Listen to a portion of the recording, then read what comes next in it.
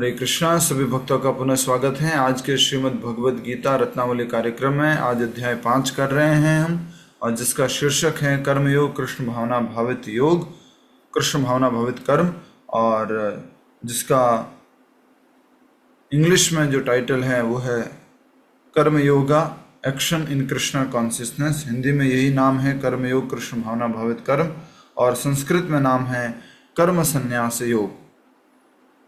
ठीक है, और महत्वपूर्ण श्लोक हम इस रत्नावली कार्यक्रम में कर रहे हैं, तो कृपया करके पहले ही श्लोक से शुरू करते हैं। चौथे अध्याय का जो है वो अंत इस प्रकार से हुआ था, जिसमें बताया गया था, अतएव तुम्हारे हृदय में अज्ञान के कारण जो संशय उठे हैं उन्हें ज्ञान रूपी शस्त्र से काट डालो। हे भारत, तुम योग से समन्वित होकर खड़े हो और युद्ध करो। तो भगवान ने अर्जुन को अपना कर्तव्य करने के बारे में कहा कि अब तुम्हारे मन में जो भी संशय उठे हुए हैं, किस कारण से? अज्ञान के कारण। ये हम बार बार समझ चुके हैं कि जो भी संशय उठते हैं वो अज्ञान के कारण उठते हैं। जो डाउटिंग करते हैं हम, डाउटिंग मेंटेलिटी है हमारी, हर किसी चीज़ पे हमें डाउट आता है, वो डाउट का कारण क्या है? अज्ञान। अगर हमें ज्ञान हो जाएगा, सही ज्ञान मिल जाएगा, तो हम डाउट से फ्री हो जाएंगे। तो इन जनरल अगर हमें इस अज्ञान से मुक्त होने का कोई मार्ग मिलता है, तो पहले हमें उस अज्ञान से मुक्त होने के मार्ग को स्वीकार करना है, और वो है ज्ञान प्राप्त करना।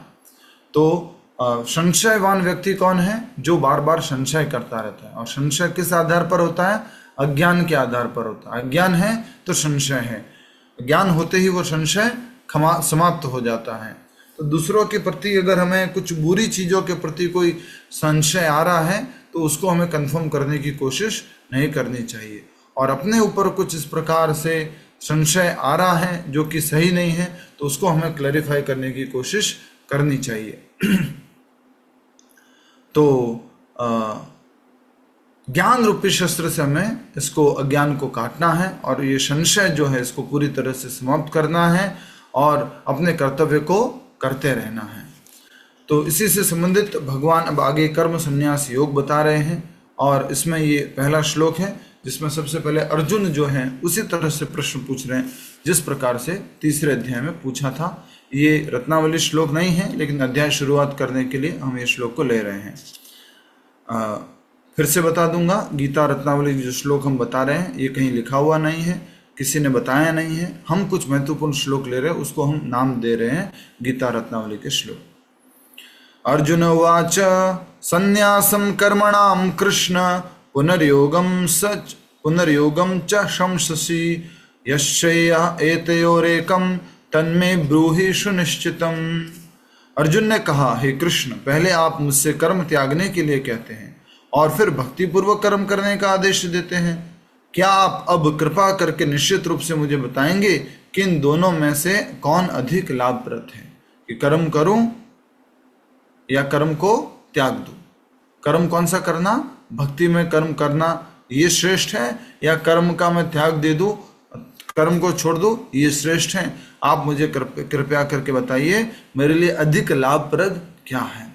उसी प्रकार हमें भी अपने जीवन में जब भी कुछ भी इस प्रकार से, जिससे हम चौथे अध्याय के अंतिम भाग से जुड़ते हुए समझते हैं, कुछ भी समझ में नहीं आ रहा, अगर हम अज्ञान के अंधेरे में डूबे हुए हैं, हमें नहीं समझ में आ रहा है कि हमारे लिए क्या अच्छा है, क्या करना चाहिए, संशय हो रहा है, हमें डाउट हो रहा है कि अच्छा ये सही है, ये गलत है, ये करूँ या ये करूँ, उस समय हमें किसकी शरण लेनी है? गुरु जी की शरण लेनी है, और गुरु जी से पूछना है कि गुरु जी मेरे लिए क्या अधिक श्रेयस्कर है, आप बताइए। तो इसलिए गुरु जी यहाँ भगवान श्री कृष्ण वो गुरु हैं, और वो अर्जुन को उनका उत्तर देंगे। श्लोक संख्या 2 गीता रत्नावली का पहला श्लोक। श्री भगवान उवाच संन्यासः कर्मयोग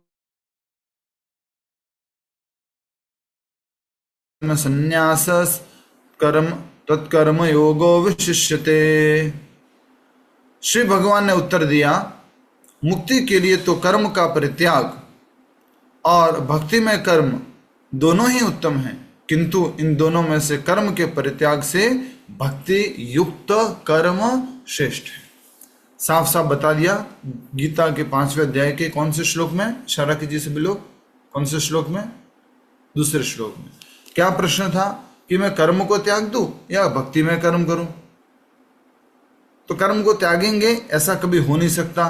भगवान ने तीसरे अध्याय में बता दिया था, नहीं कश्चित क्षणमपि जातु तिष्ठति अकर्म कृत, कि बिना कर्म किए तो कोई भी नहीं रह सकता। तुम सोच रहे हो कि मैं क्षत्रिय हूं और ये अपना कर्तव्य जो है त्याग देता हूं, ऐसे जंगल में जाके रह लूंगा, भीख मांग लूंगा, तो भगवान कह रहे ऐसा तो संभव नहीं है।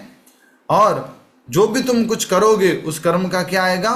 फल आएगा। ऐसा कभी नहीं हो सकता कि कोई कर्म का फल ना आए। कुछ भी तुम कर रहे हो उसका कर्म का फल आना ही आना है। तो ऐसा कर्म जो भक्ति में कर्म है वो अगर करोगे तो कर्म का फल नहीं आएगा। इसलिए भगवान ने क्या बता दिया कि इन दोनों में से कर्म के त्याग परित्याग से भक्ति युक्त कर्म श्रेष्ठ है। अंडरलाइन कर लो, भक्ति युक्त कर्म श्रेष्ठ है। कर्म करना है लेकिन वो भक्ति युक्त होना चाहिए, अर्थात भगवान से जुड़ा हुआ होना चाहिए। अच्छा, भक्ति युक्त क्या क्या होता है तो उसको भी जल्दी से समझ लो प्रैक्टिकली। बहुत ही सुंदर प्रैक्टिकली कैसे समझ सकते हैं? अगर गुरु जी ने आज्ञा दे दी है, जो प्रमाणिक गुरु हैं, जो परम वैष्णव प्रमाणिक गुरु है, गुरु शिष्य परंपरा में आ रहे, उन्होंने आज्ञा जो दे दी है तो वो क्या हो गया? भक्ति युक्त कर्म हो गया। वो क्या हो गया? कृष्ण भावना भावित कर्म हो गया, जिसमें वो कर्म भगवान के विग्रह सेवा से संबंधित हो सकता है, गुरु की वाणी के प्रचार से संबंधित हो सकता है, भगवान की वाणी के प्रचार से संबंधित हो सकता है, भगवान के नाम का जप स्मरण करने के संबंधित हो सकता है, उनका संकीर्तन करने से संबंधित हो सकता है, उनके अध्ययन का प्रचार करने से संबंधित हो सकता है। ये सब क्या है? कृष्ण भावना भावित कर्म है। तो हमें हर समय किसी न किसी प्रकार भगवद गीता के अंतिम 18वें अध्याय में भगवान बताते हैं व्यक्ति को अपने दिनचर्या को इस प्रकार से ढालना चाहिए कि वो कृष्ण का सब समय स्मरण कर सके। हमें इस बात को बार बार अपने आप को याद दिलाना है कि मेरी जिंदगी में मेरे से ज्यादा महत्वपूर्ण कौन है? बोलिए, बोल तो रहे भगवान, पालन भी करना है। हमारे जीवन में कौन है हमारे से महत्वपूर्ण? भगवान कृष्ण। मैं नहीं आना चाहिए। तेरे लिए मैं ना खुश रहूं चलेगा, तेरे लिए मैं कुछ सैक्रिफाइस कर दूं चलेगा, और वो है कौन? कृष्ण। तेरी खुशी में मेरी खुशी, ये हमारा जीवन का ध्येय होना चाहिए। इस जीवन में जितने भी वस्तु हैं, जितने भी व्यक्ति हैं, उन सब व्यक्तियों को कोई संतुष्ट नहीं कर सकता। इस जीवन में जितने भी व्यक्ति हैं, जितने भी मनुष्य हैं, जितने भी कोई भी है, कोई उनको संतुष्ट नहीं कर सकता। उनको संतुष्ट करना बहुत मुश्किल है, लेकिन कृष्ण को संतुष्ट करना आसान है, बहुत आसान है। इसलिए हमें किसी भौतिक व्यक्ति को संतुष्ट करने में वो समय नहीं बिताना चाहिए जो कृष्ण के लिए बना है।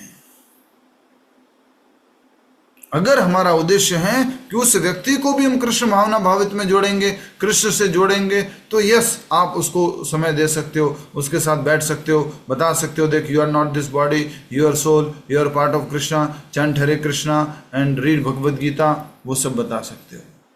अन्यथा ये समय किसका है? बोलो, भगवान श्री कृष्ण का है। किसकी सेवा में बीतना चाहिए? भगवान श्री कृष्ण की सेवा में। जो भी मन, बुद्धि, हाथ, पैर, आंख, कान, नाक, गला, शरीर, जो कुछ भी दिया है वो किसका है? कृष्ण का है। चंचलापति प्रभु उदाहरण देते हैं कि किसी व्यक्ति, जो कि एक व्यक्ति कंपनी में काम करता है, जॉब करता है, और उसको कंपनी ने लैपटॉप दे रखा है, गाड़ी दे रखी है, उसको जो है कंपनी का इवन क्रेडिट कार्ड या डेबिट कार्ड दे रखा है, और भी कुछ सुविधाएं दे रखी है, फ्लाइट टिकट्स वगैरह दे रखी है। उन सब का उपयोग अगर वो खुद के लिए करता है, अपने परिवार के लिए करता है, तो बिल्कुल भी सही नहीं है। वो किसके लिए है? किसके लिए है? कमेंट में लिख के भेजो, वो किसके लिए है? यस, जल्दी से।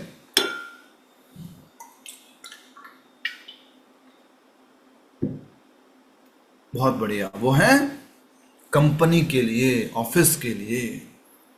उसी प्रकार हमारे ऑफिस के बॉस कौन है? सुप्रीम बॉस भगवान श्री कृष्ण। यस सर, मैं उठ गया हूं, अभी देखो फटाफट तैयार होता हूं मैं आपके लिए, बढ़िया ब्रश व्रश करूंगा, स्नान आदि करूंगा, उसके बाद देखो सीधा आपके काम में लग जाऊंगा और किसी का कोई काम नहीं, पहले आपका काम, नाम जप करूंगा और 16 माला पूरी करूंगा, फिर देखना आपके लिए भोग बनाऊंगा, फिर देखना आपके विग्रह की सेवा करूंगा, फिर देखना सर थोड़ा रेस्ट चाहिए होता है इसलिए सर थोड़ा ब्रेक दे दीजिए, 12:30 बजे 1 बजे थोड़ा आपका झूठा कुछ प्रसाद है तो वो मिल सकता है सर, आप कुछ छोड़ देंगे मेरे लिए तो। वो भगवान कृष्ण है। पर वो सेवा शुरुआत में हो सकती है, कैसे हो रही है? ड्यूटीफुली। बाद में वो कैसे होगी? लविंगली, प्रेम से। ठीक है, तो इसलिए भगवान जानते हैं कि अर्जुन का भला किसमें है, इसलिए भगवान ने क्या बोला? कर्म त्यागने के बारे में मत सोचो, क्या करो? भक्ति युक्त कर्म करो। और भक्ति युक्त कर्म क्या है? किसी और के लिए कर्म है क्या? मतलब इनडायरेक्टली वो कह रहे हैं, मतलब मेरे लिए कर्म करो। हरि बोल, समझ नहीं रहे तुम अर्जुन? मतलब मेरी इच्छा पूरी करो, तुम मेरे लिए कर्म करो। समझ में आ रहा है? इसलिए हमें कृष्ण की प्रसन्नता के लिए कर्म करना है। ये शाश्वत सत्य है, इस बात को अच्छे से समझ लीजिए। क्या इस भौतिक जगत के किसी व्यक्ति को संतुष्ट करना संभव नहीं है, भगवान श्री कृष्ण को संतुष्ट करना संभव है। इसलिए हमें अपनी एनर्जी को, अपने समय को भगवान की सेवा में लगाना चाहिए। इस भौतिक जगत में अगर किसी व्यक्ति को हम संतुष्ट कर रहे हैं, उसमें हमारा कुछ न कुछ क्या है पीछे? बोलो, क्या है? स्वार्थ है। कृष्ण को संतुष्ट करने में भी हमारा स्वार्थ है, लेकिन वो स्वार्थ अच्छा स्वार्थ है, ऐसा स्वार्थ चलेगा। ठीक है, आशा करता हूं ये थोड़ी सी गहरी और सीधी बातें समझ में आई आपको। तो भगवान श्री कृष्ण ने सीधा उत्तर दे दिया है, और इसलिए एक बहुत ही सुंदर श्लोक प्रभुपाद जी ने तात्पर्य में कोट किया है। वो इस प्रकार से है, भक्ति रसामृत सिंधु का श्लोक। प्रापंचिकतया बुद्ध्या हरि संबंधिन वस्तुनः मुमुक्षुभिः परित्यागो वैराग्यम फल्गु कथ्यते। कह रहे हैं कि जब मुक्ति कामी व्यक्ति श्री भगवान से संबंधित वस्तुओं को भौतिक समझकर उनका परित्याग कर देते हैं, तो उनका संन्यास अपूर्ण कहलाता है।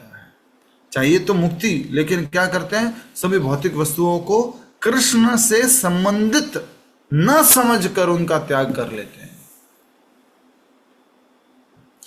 इस दुनिया में ऐसी कोई वस्तु नहीं है जिसको हम कृष्ण से संबंधित नहीं कर सकते। कुछ भी ऐसा नहीं है, कुछ भी। प्रभु जी वो, हाँ वो भी, प्रभु जी वो भी, सब कुछ कृष्ण से संबंधित कर सकते हैं। हमारा हर एक जीवन का हर एक अंग, हर एक दिनचर्या, एक एक चीज कृष्ण से संबंधित कर सकते हैं। इसलिए हमें कौन सी भक्ति करनी है, सॉरी, या कौन सा वैराग्य करना है? हमें करना है युक्त वैराग्य। मुमुक्षुभिः परित्यागो फल्गु वैराग्य कथेते, वैराग्यम कथेते। ऐसा वैराग्य कैसा है? फल्गु है, झूठा है, दिखावे का है, कि बोले कोई भी ये काम में नहीं आएगा कृष्ण के, ये काम में नहीं आएगा कृष्ण के, ये काम में नहीं आएगा कृष्ण के, त्याग दो। सब कुछ कृष्ण सेवा में काम आएगा, इसलिए सब कुछ कृष्ण सेवा में उपयोग करना है। परंतु जब तक हम शुद्ध भक्त नहीं हैं, तब तक गुरु की आज्ञा के बिना हर एक वस्तु को, जो गुरु ने आज्ञा नहीं दी है, उसको आप युक्त करने की कोशिश मत करना, उसको आप कृष्ण से जोड़ने की कोशिश मत करना। नहीं तो क्या हो जाएगा? क्या हो जाएगा? जल जाओगे, खत्म हो जाओगे, आपकी भक्ति छूट जाएगी। समझ में आ रहा है? गुरु की आज्ञा है कि चलो मोबाइल को भी यूज कर लो, लैपटॉप को भी यूज कर लो, ये भी कर लो, गाड़ी को भी यूज कर लो, फ्लाइट को भी यूज कर लो, सबको कृष्ण भावनामृत में यूज कर लो, तब तो ठीक है। अगर आज्ञा नहीं है, अरे हम तो आज जा करके ये जो ड्रिंक करते हैं ना लोग, उनको भक्ति में लेके आएंगे, युक्त करने की कोशिश करेंगे, और मालूम पड़ा हम खुद जो युक्त थे वो युक्त हो गए, वो भगवान के साथ नहीं, उनके साथ युक्त हो गए। तो इसलिए भगवान ने साफ साफ बोल दिया है कि हे अर्जुन, युद्ध करो, और ये भक्ति में कर्म करना श्रेष्ठ है कर्म के त्याग से। आइए हम अगले महत्वपूर्ण श्लोक की तरफ चलते हैं। श्लोक संख्या 6। संन्यासस्तु महाबाहो दुःखमाप्तुम अयोगतः योगयुक्तो मुनिर्ब्रह्मा न चिरेणाधिगच्छति। भक्ति में लगे बिना केवल समस्त कर्मों का परित्याग करने से कोई सुख नहीं बन सकता। पढ़ लो, दोबारा से 3 बार पढ़ लो, 4 बार पढ़ लो, दुनिया को पढ़ा लेना जा करके। यही श्लोक दिमाग ठिकाने आ जाएगा पूरी दुनिया का। सबको बता देना ये इंपॉर्टेंट श्लोक है। संन्यासस्तु महाबाहो दुःखमाप्तुम अयोगतः योगयुक्तो मुनिर्ब्रह्मा न चिरेणाधिगच्छति। कह रहे हैं कि भक्ति में लगे बिना केवल समस्त कर्मों का परित्याग करने से कोई सुखी नहीं बन सकता। बड़े से बड़े व्यक्ति को यह श्लोक बता देना, जो दुनिया में परेशान हो गया है, फ्रस्ट्रेट हो गया है, सुसाइड करने वाला है, अपने आप को बहुत सारे चीजों से अलग फेंकना चाहता है, उसमें उनको जाके ये बता देना कि भक्ति में लगे बिना केवल समस्त कर्मों का परित्याग करने से कोई सुखी नहीं बन सकता। क्या करना है? परंतु भक्ति में लगा हुआ विचारवान व्यक्ति शीघ्र ही परमेश्वर को प्राप्त कर लेता है। तो वस्तुओं को त्याग करके भगवान को नहीं प्राप्त किया जाएगा, वस्तुओं को आज्ञा अनुसार युक्त करके भगवान को प्राप्त किया जाएगा। समझ में आ रहा है आप सभी को? योग युक्तो मुनिर ब्रह्मा नचिरेणाधिगच्छति। नचिरेणा, शीघ्र ही, टाइम नहीं लगेगा, चिरेणा नहीं होगा, नचिरेणा, टाइम नहीं लगेगा, जल्दी से वो भगवान को प्राप्त कर लेगा, भगवान के धाम चला जाएगा। कौन? जो कृष्ण भावनामृत में कर्म करेगा, जो भक्ति में लगा हुआ है। भक्ति में लगे बिना समस्त कर्मों का परित्याग करने से कोई सुखी नहीं बन सकता।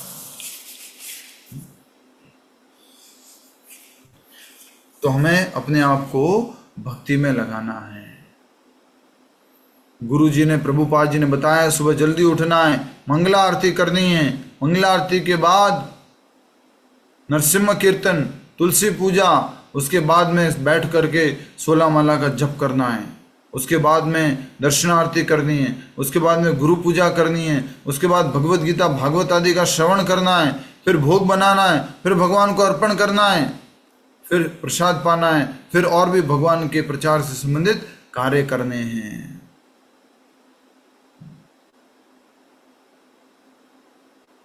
प्रभु जी हमारे लिए है? हाँ जी आपके लिए है। नहीं प्रभु जी हम तो घर पे रहते ना, परिवार मतलब बच्चे परिवार। प्रभुपाद जी के साथ में जो लोग थे वो भी गृहस्थ थे, हस्बैंड वाइफ थे, लेकिन वो क्या बन गए थे? प्रचारक। सब प्रचार करते थे। मैंने बोला था आपको, क्या बोला था मैंने? दूसरा इंपॉर्टेंट कार्य आपकी जिंदगी का क्या है? वो प्रचार करना। प्रचार करना ये बहुत जरूरी है। तो इसलिए हम सब लोगों को अपनी दिनचर्या को जैसा प्रभुपाद जी ने बताया है वैसे ढलना है। और अभी आने वाली 10 तारीख को अर्थात परसों प्रभुपाद जी का आश्रय कार्यक्रम रहेगा गुरुग्राम में। आप सब लोग ऑनलाइन भी भाग ले सकते हो। जिनकी 1 माला का, 2 माला का, 3 माला का, 4 माला का जो भी आश्रय लेना है वो ले लीजिएगा ऑनलाइन। और जो ऑनलाइन नहीं यहाँ पे आ सकते हैं वो यहाँ पर आके ले लीजिएगा। श्रील प्रभुपाद जी का आश्रय कार्यक्रम दीक्षा से पहले जो होता है। ठीक है, अब हम आगे बढ़ेंगे इंपॉर्टेंट श्लोक की श्रृंखला में, गीता रत्नावली की श्रृंखला में।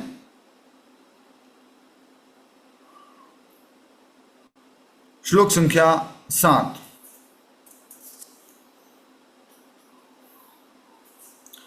योग युक्तो विशुद्धात्मा विजितात्मा जितेन्द्रियः सर्वभूतात्म भूतात्मा कुर्वन्नपि न लिप्यते। बहुत सुंदर श्लोक है। योग युक्तो विशुद्धात्मा, अनुवाद, जो भक्ति भाव से कर्म करता है, जो विशुद्ध आत्मा है और अपने मन तथा इंद्रियों को वश में रखता है, वह सबों को प्रिय होता है और सभी लोग उसे प्रिय होते हैं। ऐसा व्यक्ति कर्म करता हुआ कभी कभी बंधता नहीं है। तो यहां साफ साफ बता दिया है कि अगर आपको प्रिय बनना है किसी का, तो पहले आपको किसका प्रिय बनना पड़ेगा?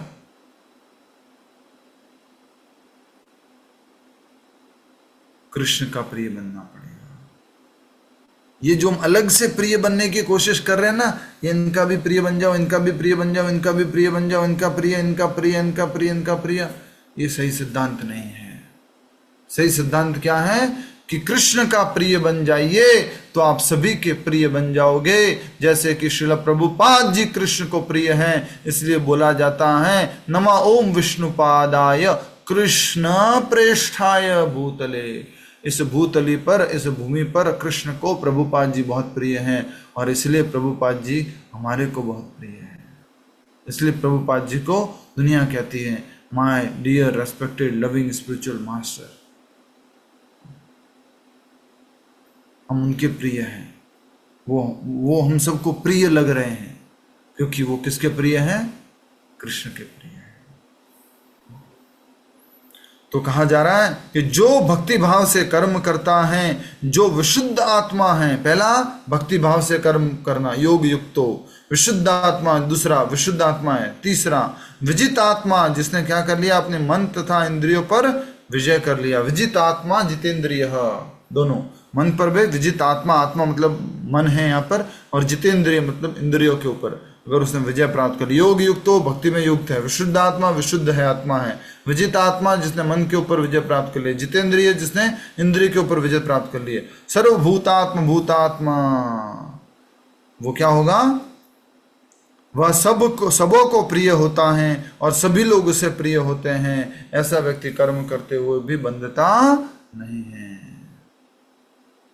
तो हमें भी इस प्रकार से अपने आप को कृष्ण भावनामृत में तैयार करना है। योग युक्त भक्ति में जुड़े हुआ विशुद्ध आत्मा शुद्ध हो चुके हैं, विजित आत्मा मन को नियंत्रित कर दिया है, जितेंद्रिय इंद्रियों पर विजय प्राप्त कर लिया है।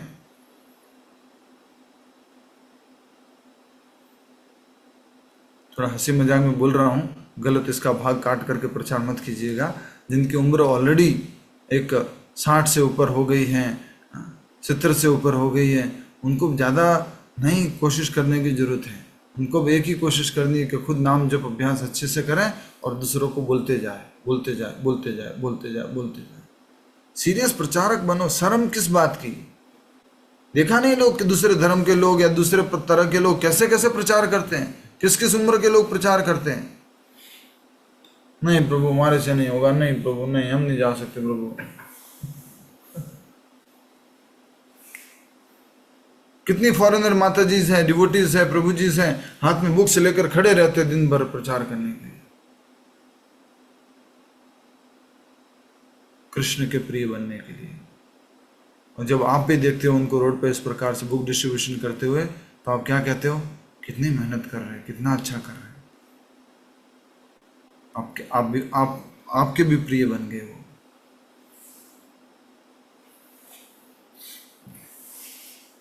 ठीक है, अगला श्लोक।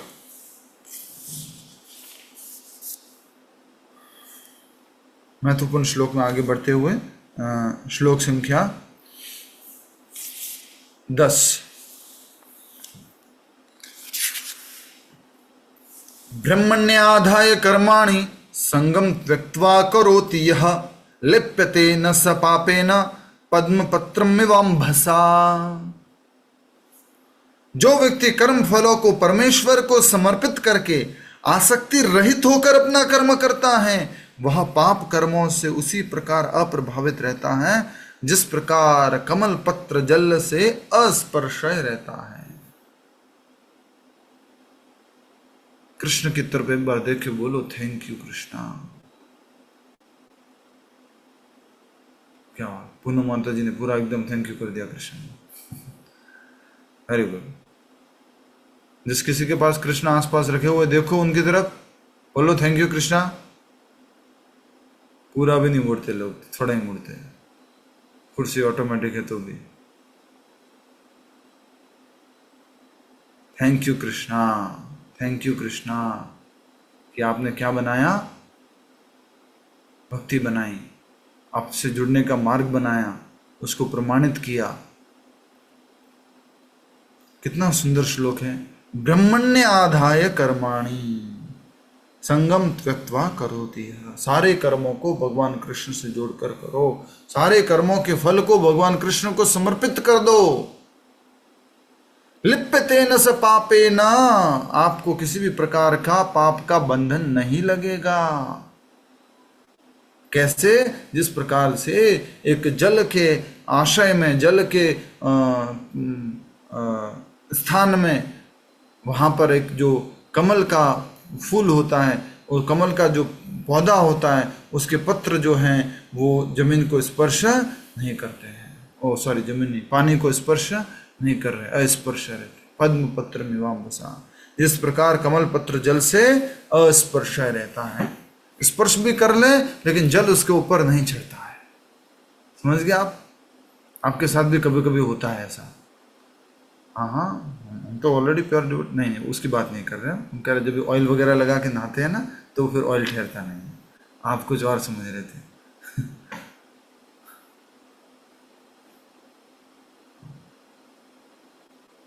बहुत महत्वपूर्ण है ये। क्या कह रहे हैं?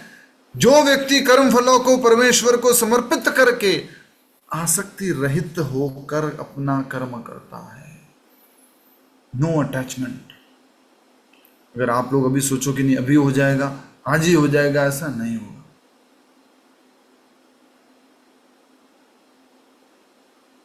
थोड़ा विचार करना। मैं खुद हरिनाम दास एज ए विचार कर रहा हूं, आप अपने रूप में विचार करना कि अगर देरी हो रही है ना, देरी हो रही है ना, तो कारण कौन है? हम कारण है। समय निकल रहा है ना, हम कारण है। कहीं ना कहीं कलमश इतने हैं, इतने कलमश है, इतने कलमश भरे पड़े हैं कि वो पूर्ण समर्पण नहीं आ रहा है। कृष्ण को पूरी तरह से हम अपने आप को समर्पित नहीं कर पा रहे। अभी आई आई आई आई आई आई आई बीच में आ रहा है।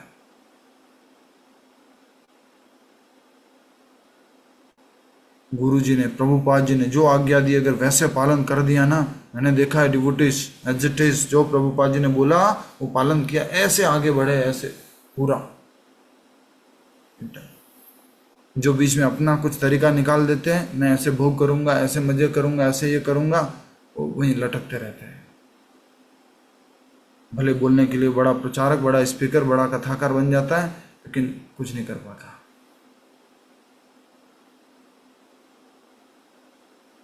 पद्म पत्रम इवाम बसा।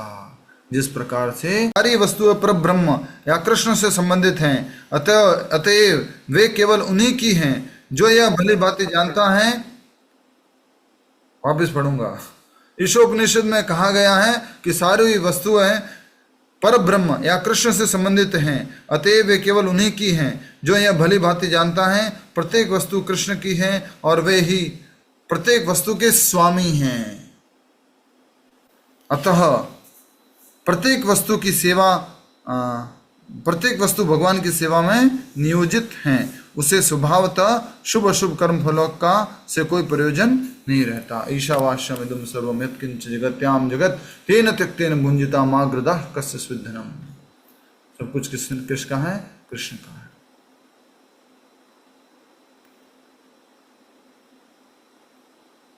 जितना हम मैं मेरा करेंगे उतना दुखी रहेंगे। जितना मैं मेरा करेंगे उतना दुखी रहेंगे। जितना तू तेरा करेंगे, मतलब भगवान से संबंधित है, जितना कृष्ण और कृष्ण का करेंगे उतना सुखी रहेंगे। समझ में आ रही है? मिथिलेश माता जी समझ में आ रही है? इतना कर लीजिए, इतना ऐसे कर लीजिए बस। आ रही है समझ में? ठीक। कृष्ण आप हैं और आपका है। जो कुछ भी मुझे आपने दिया है, ये शरीर दिया है, इस शरीर में जो गुण दिए हैं, इस शरीर में जो बल दिया है, इस शरीर में जो मन दिया है, जो बुद्धि दी है, जो शक्तियाँ दी है, वो सब कुछ आपका है। और वो किसकी सेवा में लगना है? प्रत्येक वस्तु भगवान की सेवा में ही नियोजित है, उसको भगवान की सेवा में नियोजित करना है। अगर ऐसा लग भी रहा है ना अभी कि प्रत्येक वस्तु तो भगवान की सेवा में नियोजित नहीं है, नहीं देखो वो भी नियोजित नहीं है, वो भी नियोजित नहीं है, वो भी नहीं, एक्चुअल में नियोजित है। ये भगवान के प्लान का भाग है।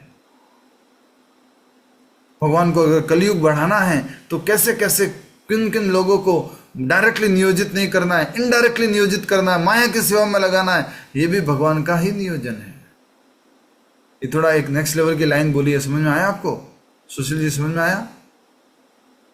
अगर कोई भी व्यक्ति लग रहा है कृष्ण की भक्ति नहीं कर रहा है, लेकिन फिर भी वो कृष्ण की ही आज्ञा में नियोजित है, कृष्ण की ही सेवा में नियोजित है। किस प्रकार से? इनडायरेक्टली।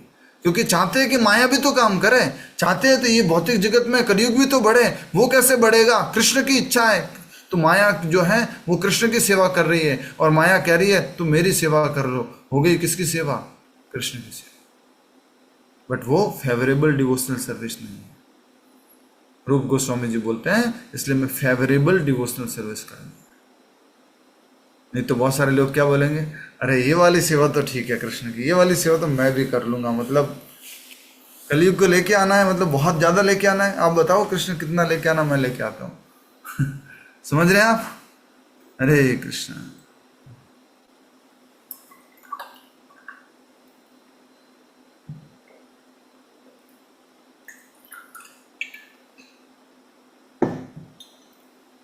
मेरे प्रवचनों में बहुत भेद पाएंगे जब मैं पूरा प्रॉपर नींद किया हुआ होता हूँ और नींद नहीं किया हुआ होता हूँ।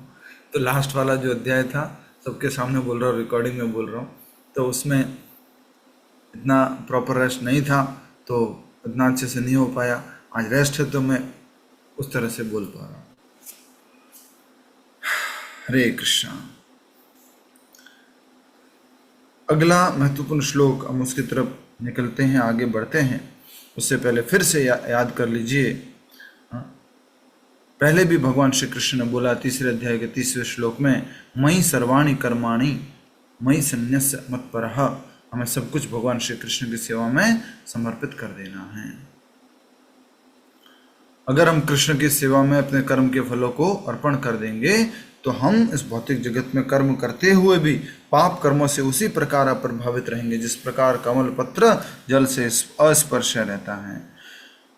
तब यह पाप कर्मों के कलमश से वैसे ही परे रहता है जैसे कि कमल पत्र जल में रहकर भी भीगता नहीं है। दुनिया में रहो लेकिन दुनिया में मत रहो। ये सब वर्ड जगलरी है बट फिर भी दुनिया में रहो लेकिन दुनिया में मत रहो।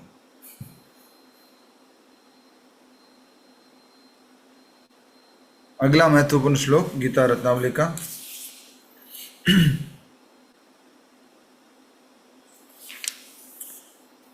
श्लोक संख्या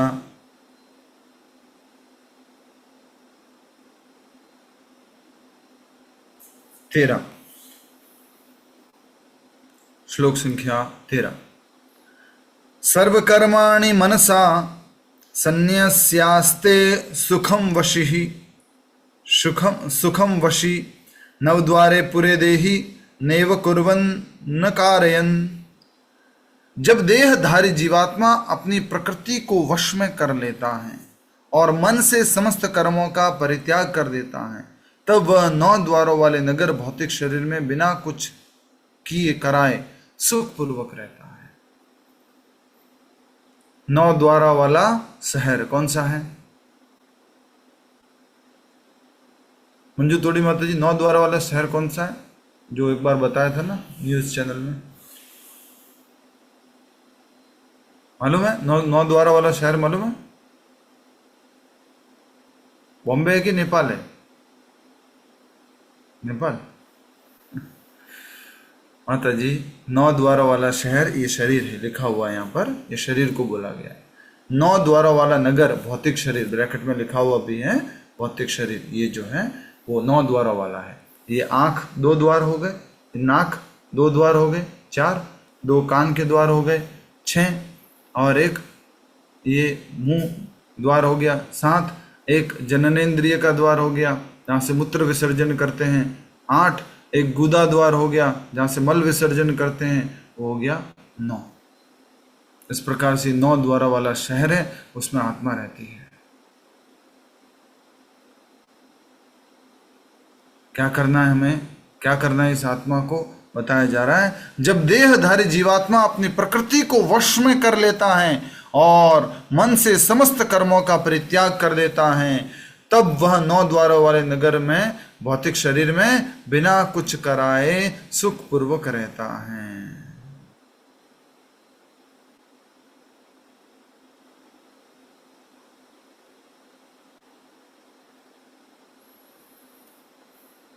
हमें अपने आप को इस भौतिक जगत में बार बार ये याद दिलाना है कि मैं ये शरीर नहीं हूँ, मैं आत्मा हूँ।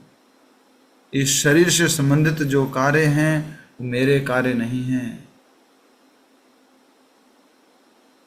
इस शरीर से संबंधित जो इच्छाएं हैं वो मेरी इच्छाएं नहीं हैं।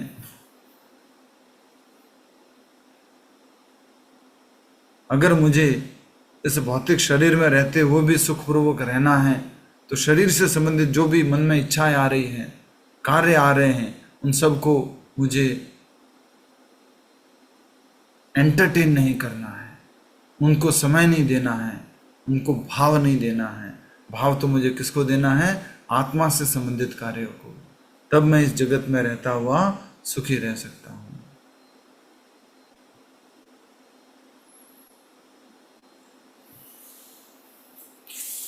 ठीक है, अंत में पूछिएगा माता जी।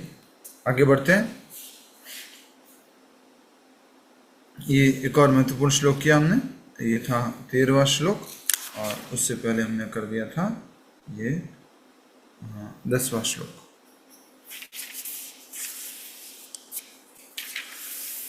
अब आते हैं एक और महत्वपूर्ण श्लोक की तरफ। श्लोक संख्या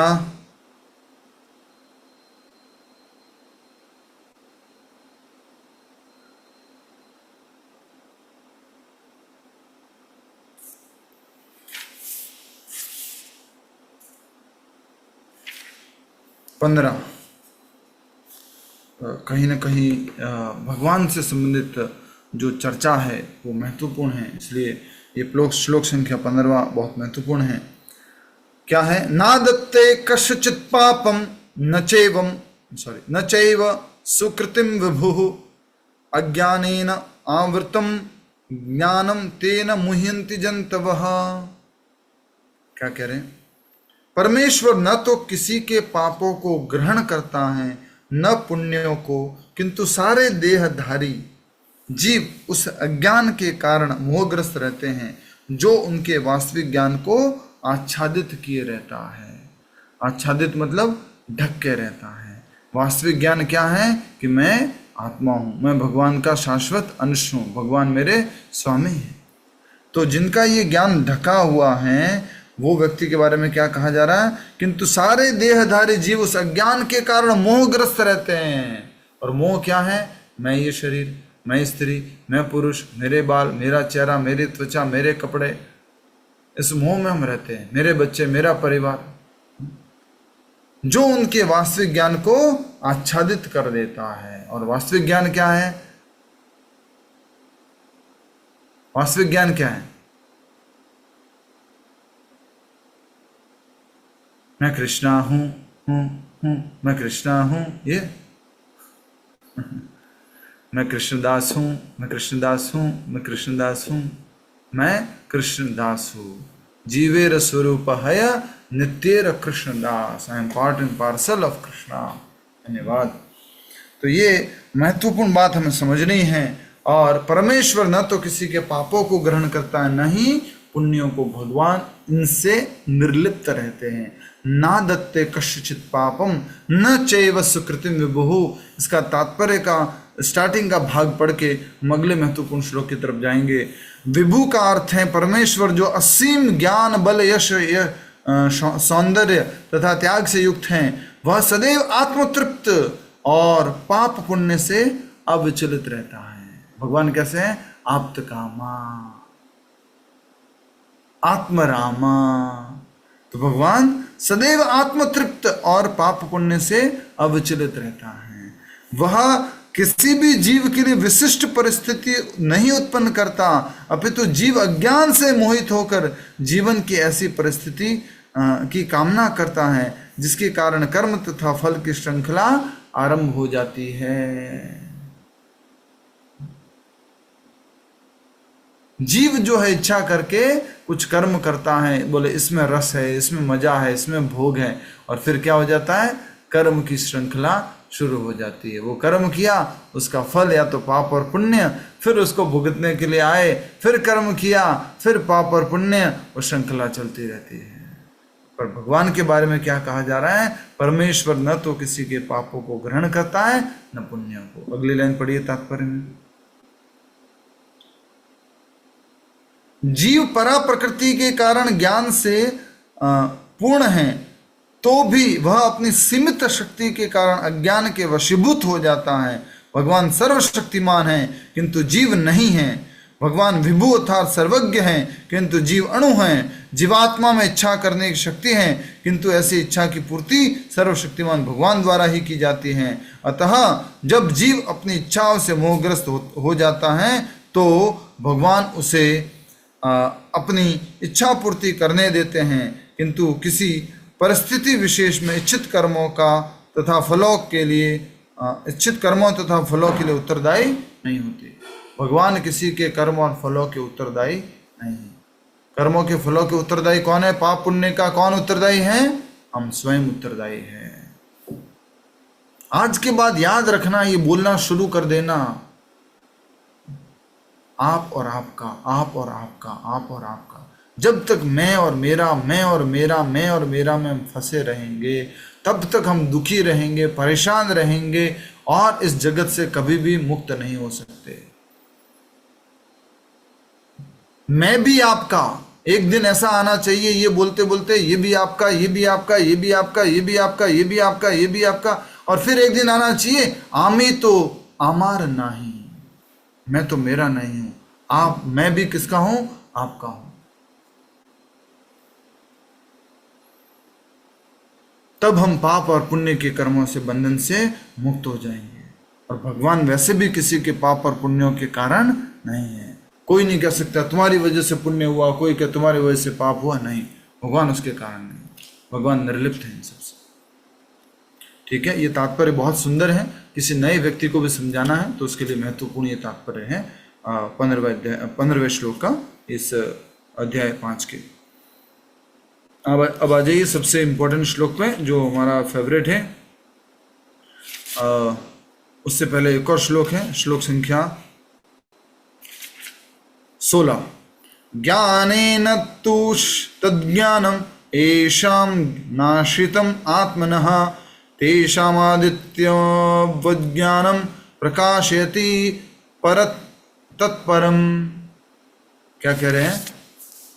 किंतु जब कोई उस ज्ञान से प्रबुद्ध होता है जिससे अविद्या का विनाश होता है, तो उसके ज्ञान से सब कुछ उसी तरह प्रकट हो जाता है जैसे दिन में सूर्य से सारी वस्तुएं प्रकाशित हो जाती हैं। मैंने आपको पहले भागवत कथा में बताया, अगर याद होगा तो आपको, कि अज्ञान में, या सॉरी, अंधेरे में हमें कुछ दिखता है तो हम उसको गलत समझ बैठते हैं, संशय हो जाता है हमें कि क्या है ये। लेकिन भगवत गीता और भागवतम ऐसा ज्ञान है कि खुली आंखों से दिन के उजाले में जो कुछ भी दिख रहा है हमें, वो भी सही नहीं है, ये बता रहा है। क्या कह रहे हैं? किंतु जब कोई उस ज्ञान से प्रबुद्ध हो जाता है जिससे अविद्या का विनाश हो जाता है, तो उसके ज्ञान से सब कुछ उसी तरह प्रकट हो जाता है जैसे दिन में सूर्य से सारी वस्तुएं प्रकट हो जाती है। सूर्य के उगते हुए सब कुछ सही सही दिखने लग जाता है, ये है। इसलिए क्या बोला गया है, न ज्ञानी न तु तज्ज्ञानम ये शाम नाशितम आत्मनः। नष्ट हो जाता है क्या, अज्ञान। किससे, ज्ञान से। किस प्रकार, जिस प्रकार से तेषाम आदित्य विज्ञानम प्रकाशयति तत्परम। आदित्य मतलब सूर्य, सूर्य के उगने पर अंधकार नष्ट हो जाता है। तो हमारे जीवन में भगवान श्री कृष्ण का परम प्रकाश हमारे साथ में है, और वो क्या है, सूर्य। करोड़ों सूर्य से भी बहुत पावरफुल। जो अंधेरों के जगत में रहते हैं, जहाँ सूर्य उगता भी नहीं है, वहां पर भी वो सूर्य का काम करता है। जहां पर हमेशा ठंडा रहता है और अंधेरा रहता है, वहां पर भी वो सूर्य का कार्य करता है। और वो है भगवत गीता। वो है भगवत गीता रूपी दिव्य ज्ञान, जो हर समय हर स्थान पर दिव्य प्रकाश का कार्य करता है। जो ठंडे प्रदेश में रह रहा है, वहां पर भी यही काम का है। जो यहाँ पर रह रहा है, यहाँ पर भी यही काम का है। जहाँ हर समय वर्षा होती है, वहां पर भी यही काम का है। सर्वत्र सब जगह यही काम का है। श्लोक संख्या आइए 18।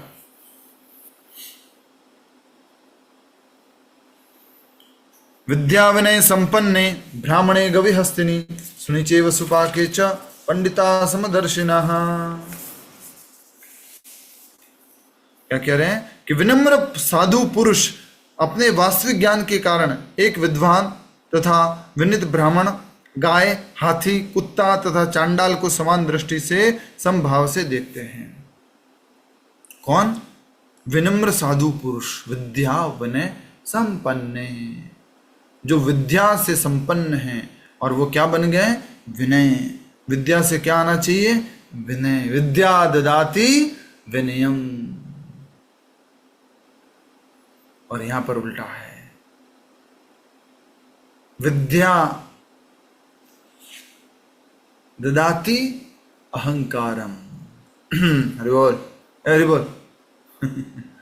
विद्या ददाति अहंकारम। हमारे साथ ऐसा हो गया है। और हमें विद्या से क्या बनना है? विनम्र बनना है। मतलब क्या? विद्या मतलब क्या? विद्या मतलब क्या कि बार बार याद आता है, बार बार धुला धुला करके साफ कर देता है कि मैं ये शरीर नहीं हूं, ये जो ताकत है, ये जो शक्तियां, ये जो एबिलिटीज, ये मेरी नहीं है, उस समय के लिए मुझे मिली है, मैं तो आत्मा हूं। बार ये विद्या याद दिलाती है कि तेरा नहीं है, तेरा नहीं है, तेरा नहीं है। तो उसको फिर क्या आ जाता है? विनम्रता। किसका है? आपका है, उनका है, स्वामी का है। ऐसे व्यक्ति को ही क्या बोला गया है?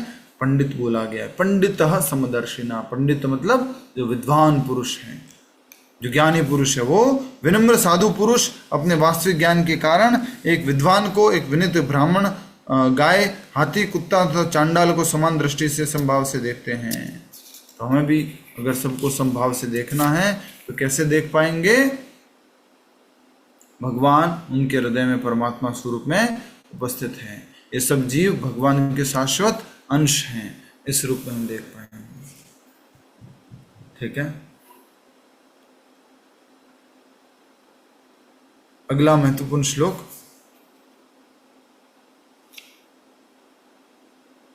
श्लोक संख्या 20। न प्रहर्षेत प्रियम प्राप्यम नो द्विजेत प्राप्य चाप्रियम स्थिर बुद्धिर सम्मूढ़ो ब्रह्मविद ब्रह्मण स्थितः। जो न तो प्रिय वस्तु को पाकर हर्षित होता है और न अप्रिय को पाकर विचलित होता है, जो स्थिर बुद्धि है, जो मोह रहित है और भगवत विद्या को जानने वाला है, वह पहले से ही ब्रह्म में स्थिर रहता है। जो न तो प्रिय को पाकर के हर्षित होता है, न अप्रिय को पाकर के उसे घृणा करता है या विचलित होता है, जो स्थिर बुद्धि है, मोह रहित है और भगवत विद्या को जानने वाला है, वह पहले से ही ब्रह्म में स्थित रहता है। बहुत सुंदर, हरि बोल। और ऐसा व्यक्ति क्या कहलाता है? स्थिर बुद्धि कहलाता है। मन की यह स्थिरता स्थिर बुद्धि आत्मबुद्धि कहलाती है। मैं ये शरीर नहीं हूं, भगवान का अंश हूं, तभी हम क्या रह सकते हैं, स्थिर रह सकते हैं। इधर देखिए सभी लोग, इधर देखो, हरि बोल, जागो जागो हरि बोल। हाँ, तो क्या अर्थ है, जैसे मान लीजिए कि अगर हम ये सोचते रहेंगे मैं शरीर, उसके बाद क्या सोचेंगे मैं पुरुष, उसके बाद क्या सोचेंगे मैं दादा, उसके बाद क्या सोचेंगे मैं पिता, उसके बाद सोचेंगे मैं व्यापारी, उसके बाद सोचेंगे मैं पुत्र, उसके बाद सोचेंगे मैं दोस्त, उसके बाद सोचेंगे मैं प्रचारक, उसके बाद सोचेंगे मैं काम करने वाला। तो ये सब क्या है, अस्थिर है। एक ही एक ही एक ही एक ही एक ही एक ही एक ही एक ही चीज स्थिर है, क्या, हर परिस्थिति में मैं भगवान का शाश्वत अंश हूं, मैं भगवान का दास हूं, हर परिस्थिति में एक ही बात है। ठीक है, तो इस प्रकार हमने देखा कि जो न तो प्रिय को प्राप्त कर हर्षित होता है, न प्रिय को पाकर विचलित होता है, जो स्थिर बुद्धि है, जो मोह रहित है और भगवत विद्या को जानने वाला है, वह पहले से ही ब्रह्म में स्थित रहता है। श्लोक संख्या 22। ये ही संस्पर्शजा भोगा दुख योनय एवते आद्यंतवंत कौन्तेया न तेषु रमते बुधः। बुधः इंटेलिजेंट, रमते भ्रमण करते हैं, विचरण करते हैं, इंटरेस्ट लेते हैं, तो ना तेषु रमते बुधे, इंटरेस्ट नहीं लेते हैं, नहीं उसमें विचरण करते हैं। कौन, यही संस्पर्शजा भोगा। बुद्धिमान मनुष्य, अनुवाद पढ़िए, बुद्धिमान मनुष्य दुख के कारणों में भाग नहीं लेता जो भौतिक इंद्रियों के संसर्ग से उत्पन्न होते हैं। हे कुंती पुत्र, ऐसे भोगों का आदि तथा अंत होता है, अतः चतुर व्यक्ति उनमें आनंद नहीं लेता। ऐसे दुखों में, ऐसे सुखों में, ऐसे भौतिक जो भोग की चीजें हैं उसमें बुद्धिमान व्यक्ति क्या नहीं लेता है, आनंद नहीं लेता।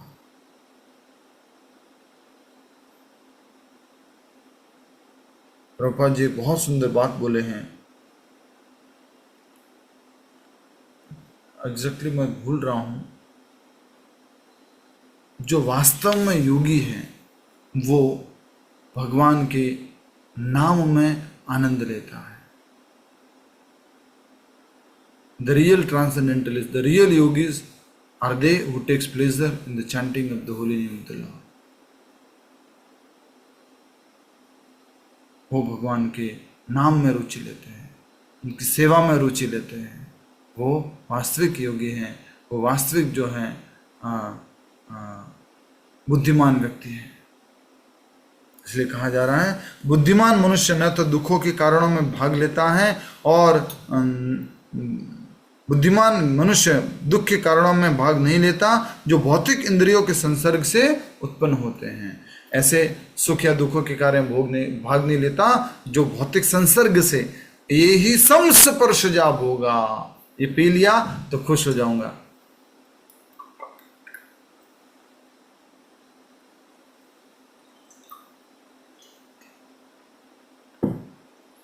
ये देख लिया, ये सुन लिया, ये खा लिया तो खुश हो जाऊंगा, सब टेम्परेरी है। स्पर्श से उत्पन्न हुआ सुख है। ठीक है, अभी हम लास्ट 2 श्लोक बचे हैं, उनको ले लेते हैं। वैसे तो लास्ट के 3-4 श्लोक इंपॉर्टेंट है, पर हम 2 ही श्लोकों को लेंगे लास्ट में।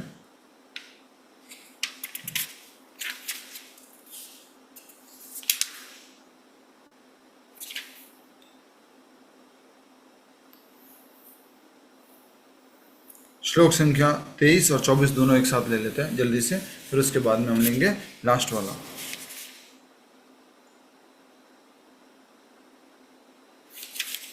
श्लोक संख्या फिर हम लेंगे 29।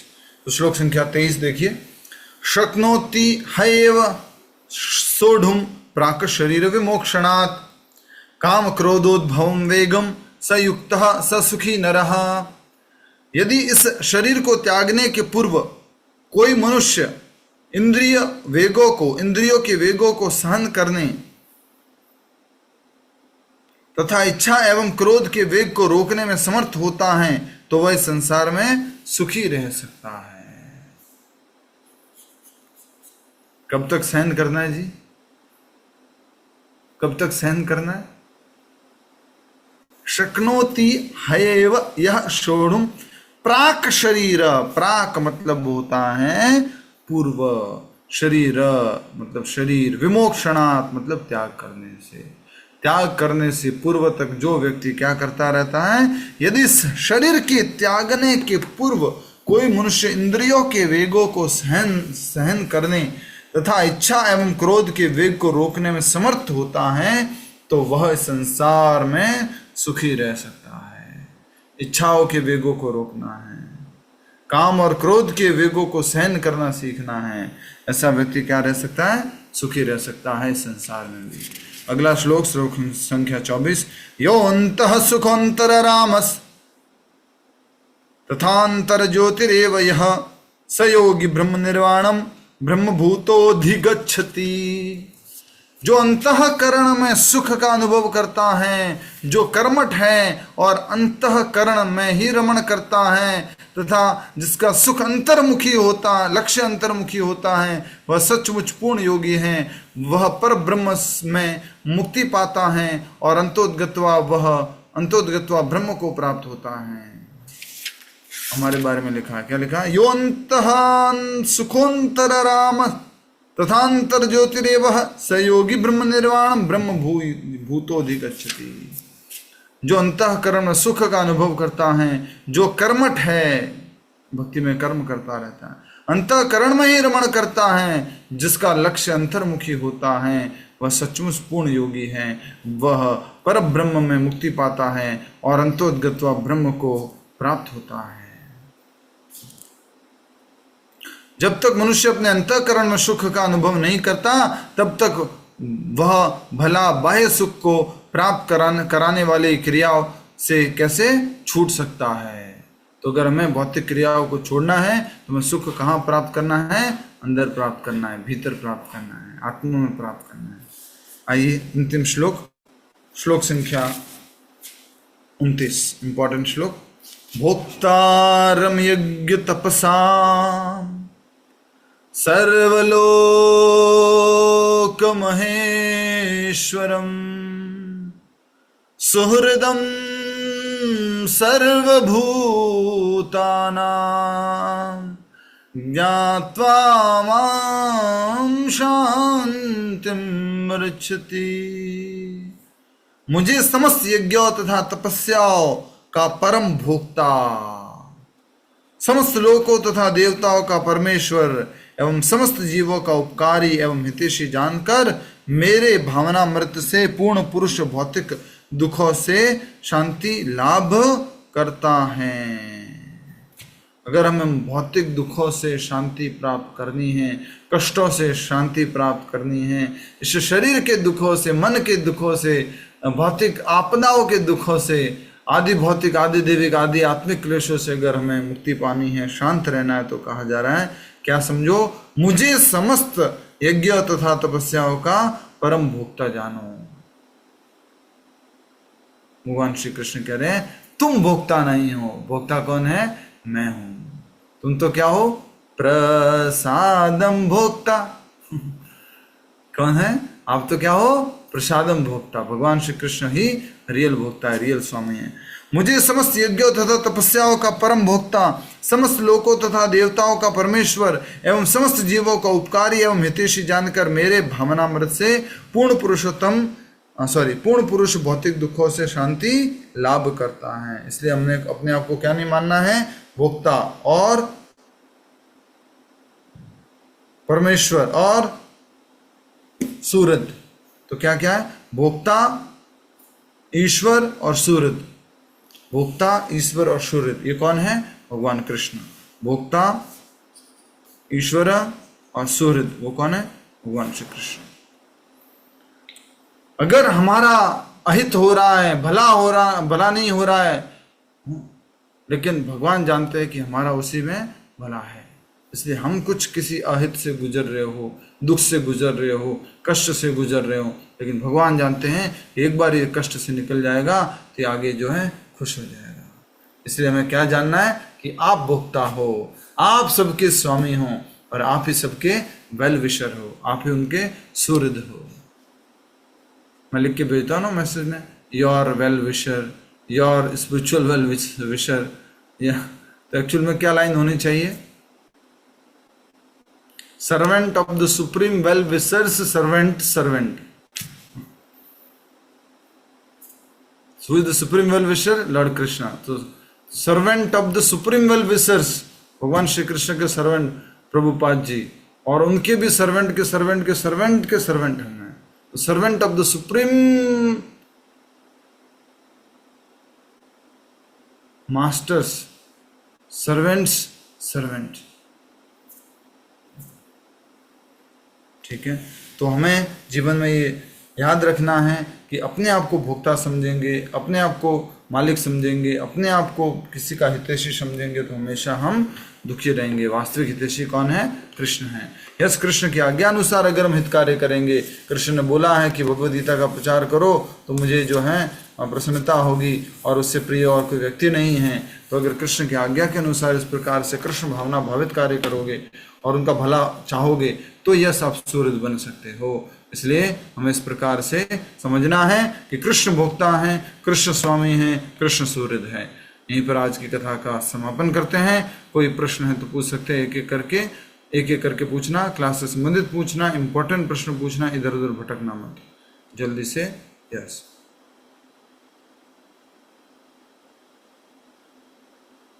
बोलिए। हरे कृष्णा प्रभु जी। हरे कृष्णा प्रभु जी, पर ये ब्रह्म ज्योति और ये पर ब्रह्म, इनमें दोनों में फर्क है क्या? ब्रह्म ज्योति और पर ब्रह्म क्या है ना, ये संस्कृत शब्द है। तो ब्रह्म ज्योति तो सीधा सीधा शब्द है, पर ब्रह्म जो है वो अलग अलग प्रकार से इसका उपयोग किया जा सकता है। तो वैसे पर ब्रह्म भगवान श्री कृष्ण हैं। अर्जुन ने बोला पर ब्रह्म परम धाम पवित्रम परमम भवान पुरुषम शाश्वतम दिव्यम आदिदेवम अजम विभूम। लेकिन ये ब्रह्म ज्योति भी परम है, क्योंकि भगवान की ही एनर्जी है, भगवान की ही शक्ति है। लेकिन उन दोनों में परम कौन है? तो वो है पर ब्रह्म भगवान श्री कृष्ण। तो अगर भगवान श्री कृष्ण की सीधी सीधी बात करें तो पूर्ण पुरुषोत्तम पर ब्रह्म भगवान श्री कृष्ण साकार भगवान है। लेकिन ब्रह्म ज्योति जो है वो एक भगवान के शरीर का विस्तार है। यस, अगला प्रश्न। हरे कृष्णा प्रभु जी। प्रभु जी, इसमें लिखा है कि जब देहधारी जीवात्मा अपनी प्रकृति को वश में कर लेता है, तो प्रकृति में क्या क्या इंक्लूड है? प्रकृति मतलब कि मैं ये शरीर हूं, ये इच्छाएं मेरी है, इस शरीर से संबंधित जो इंद्रिय भोग वो मेरे हैं, ये प्रकृति है। मैं भोगता हूं, ये प्रकृति है। इसको हमें क्या करना है? नियंत्रित करना है, वश में करना है। हरे कृष्णा। हाँ, कृष्ण को सब कुछ अर्पण करना है। हरे कृष्णा। कृष्ण का है, कृष्ण की सेवा में लगाना है। हरे कृष्णा। ये सुबोध जी, सुभाष जी। सर जी, मेरे को 15 से पहले वाले जरा बता सके कौन कौन से हैं? 15 तक तो मैं आ गया था, थोड़ा लेट हो गया था। आप रिकॉर्डिंग सुन लीजिएगा ना, आपको अच्छा लगेगा। रिकॉर्डिंग से मिल जाएगा, ठीक है, करेक्ट। एक प्रश्न चैट बॉक्स में है, एक क्वेश्चन। गीता कहते हैं कि कर्म करो पर फल की चिंता मत करो, लेकिन आज के कॉम्पिटिटिव वर्ल्ड में रिजल्ट के बिना काम कैसे चले? तो इसके लिए मेरा YouTube का फुल वीडियो देखिए और उसमें आसानी से समझिए। अभी देखते हैं, ठीक है। तो ये 20 वाला इम्पोर्टेंट प्रश्न है और इसके लिए आपको अच्छे से समझना होगा। यस, लक्ष्य को ध्यान में रखना है, लक्ष्य ध्यान में रखना गलत नहीं है, बट ये सोचना कि इस कर्म के फल का अधिकारी मैं हूं, इस लक्ष्य का अधिकारी मैं हूं और इस कर्म के फल को प्राप्त करने का कारण मैं हूं, ये भगवान कह रहे हैं। आपको ऐसा नहीं सोचना है, ठीक है। तो एक प्रश्न है कि जो श्लोक संख्या 20 है उसमें लिखा है कि जो प्रिय वस्तु को पाकर हर्षित होता है, न तो प्रिय वस्तु को पाकर हर्षित होता है, न अप्रिय को पाकर विचलित होता है, जो स्थिर बुद्धि है, जो मोह रहित है और भगवत विद्या को जानने वाला है, वो पहले से ही पर ब्रह्म है। तो बाकी सब गुण हो लेकिन भगवत विद्या में निपुण नहीं हो तो क्या कहलाएगा प्रभु जी? बाकी सब गुण तो होंगे, एक ही गुण होना चाहिए कि हम हरे कृष्ण महामंत्र जप कर सकते हैं अच्छे से, बस। ये भगवत भक्ति के गुण है सारे। प्रिय अप्रिय ये सब भी डिस्टर्ब कर सकता है। अभी खाना भी अप्रिय आ गया तो नहीं ये नहीं खा पाऊंगा, प्रिय आ गया तो हाँ ये तो जरूर खाऊंगा, अभी टाइम है, अभी हमें मात्र क्या कोशिश करनी है, अधिक से अधिक नाम जप करना है, और धीरे धीरे समय आएगा कि बस इस जगत में कुछ प्रिय और अप्रिय नहीं है, एक ही प्रिय है, वो है प्रिय प्रीतम भगवान श्री कृष्ण और श्रीमती राधा रानी। जी प्रभु जी। हरे कृष्ण। हरे कृष्ण प्रभु, दंडवत प्रणाम प्रभु। खुद को भोक्ता या कर्ता मानने से ही मतलब सारे मैक्सिमम पाप हमसे हो जाते हैं जाने अनजाने में, तो ये चीज मतलब माइंड में बैठा लेनी चाहिए ना, बार बार रिपीट की हम नहीं है। यस, मैं प्रसादम भोगता हूँ, मैं प्रसादम भोगता हूँ, मैं भोगता नहीं हूँ, मैं भोगूंगा तो कर्म बंधन में फंस जाऊंगा। यस, और कोई प्रश्न? कोई प्रश्न? प्रभु जी, राधा रानी का आप रेफरेंस करते हैं, उसका क्या कारण है कृष्ण के साथ में? क्योंकि वो भगवान की आह्लादिनी शक्ति हैं, और वो कौन सी शक्ति है? आह्लादिनी, आनंद देने वाले। अच्छा, उसका जिक्र कहीं खास आता नहीं है, इसलिए मैंने पूछा। जी, तो इसलिए हमें गुरु की आज्ञा के अनुसार उनका नाम जप करना है, उनकी सेवा करनी है। और राधाष्टमी आ रही है, अच्छे से जन्माष्टमी की जैसे मनाइएगा। 30 अगस्त को जन्माष्टमी राधाष्टमी है, और 16 अगस्त को जन्माष्टमी है, और 15 अगस्त को गुड़गांव में बहुत बड़ा जन्माष्टमी का कार्यक्रम है। हरे कृष्ण। अधिक से अधिक लोगों को आमंत्रित कीजिए, और सभी लोग सेवा कीजिए, और सभी को सेवा में जोड़िए। धन्यवाद। हरे कृष्ण। बता दिया लोगों को, भाई क्लास बंद करो।